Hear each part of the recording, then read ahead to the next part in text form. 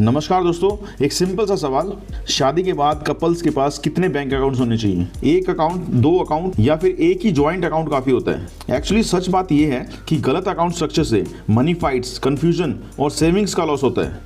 So healthy relationship का मतलब सिर्फ इमोशनल बॉन्डिंग नहीं है, फाइनेंशियल क्लैरिटी भी है। इसलिए आइडियल कपल के पास होने चाहिए individual accounts plus joint accounts का स्मार्ट कॉम्बिनेशन। तो चलिए जानते हैं कितने अकाउंट्स होने चाहिए कपल्स के पास। इसमें आता है फर्स्ट, पहले हस्बैंड के पास एक सेविंग अकाउंट होना चाहिए जिसमें उनकी सैलरी का 50% ट्रांसफर हो, जिससे आपकी डेली लाइफ जैसे grocery, rent, bill, kids fees और ईएमआई जैसे खर्चे उससे चलते रहेंगे। दूसरा होना चाहिए इन्वेस्टमेंट अकाउंट। इसमें आपकी सैलरी का 40% ट्रांसफर करें। ये एक्चुअली होगा लॉन्ग टर्म वेल्थ क्रिएशन के लिए, जिसमें आपकी एसआईपी, स्टॉक्स, आईपीओ और रियल एस्टेट में इन्वेस्टिंग रहेगी। अब दूसरा आता है वाइफ के पास कितने अकाउंट्स होने चाहिए। वाइफ के पास भी सेम एक सेविंग अकाउंट होगा जिसमें उसकी 20% ऑफ सैलरी ट्रांसफर होगी, जो उनके लिए भी डेली एक्सपेंसेस, ट्रैवल और मिसलेनियस एक्सपेंसेस में काम आएगी। दूसरा होना चाहिए इन्वेस्टमेंट अकाउंट जिसमें उनकी 40% सैलरी ट्रांसफर होगी, जो कि गोल्ड, सिल्वर, टर्म इंश्योरेंस और हेल्थ इंश्योरेंस और इमरजेंसी फंड जैसे खर्चों के लिए डेडिकेटेड होगी। और अब आता है सबसे powerful account, couple joint account.